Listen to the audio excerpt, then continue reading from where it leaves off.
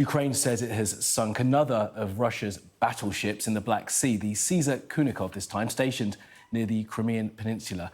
That peninsula, of course, was annexed by the Russians back in 2014. Well, pleased to say our military analyst, Professor Michael Clarke, is here with us for more on this. Professor Clarke, good to have you. So what do we know about what happened? Kamali, the ironies of history. I have to tell you this. Caesar Kunikov, the person, I've been looking him up, the ship is named after Caesar Kunikov, a hero of the Soviet Union who was killed in Novorossiysk in the Second World War. He was a Marine.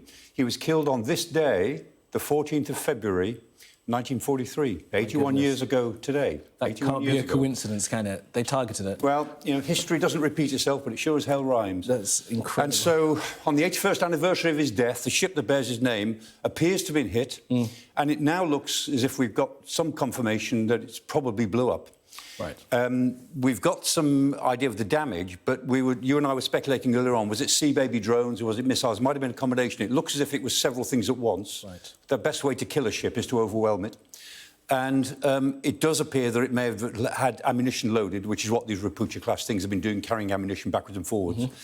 And it looks as if that was the only hit. I doubt that that was the only hit on the superstructure, but it might have been that that was the lucky hit that got to the ammunition. But it looks as if it turned over, blew up.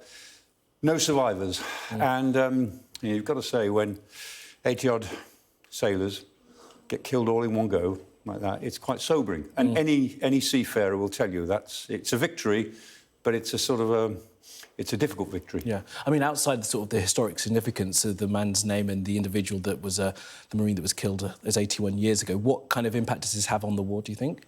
Some. And this is one of 4 of the 9 landing craft that the Russians have got in the Black Sea Fleet. They've now destroyed, along with quite a lot of other ships. So they've destroyed about a quarter of the Black Sea Fleet, and the Russians can't add anything to the Black Sea Fleet because they're not allowed to send any warships through the Bosphorus, according to the Montreux Convention, which Turkey is upholding. So their Black Sea Fleet is getting smaller. And the strategic significance is that it makes the western part of the Black Sea unusable, effectively, for the Russians. Sevastopol, on the very tip of the Crimean Peninsula, was the naval base, the great historic naval base of the Black Sea Fleet. It's more or less unusable now.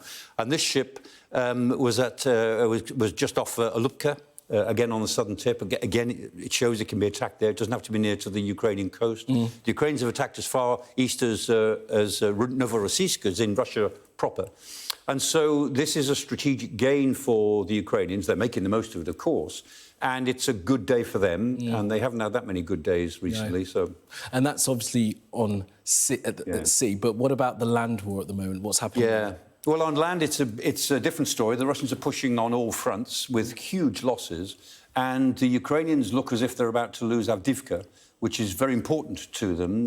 They've struggled at Avdiivka for many, many months, and it looks as if now, in the same pattern as Bakhmut and before that Severodonetsk and before that Mariupol, that they're finally getting around the back of Avdiivka. There's still one line open, one line of retreat open.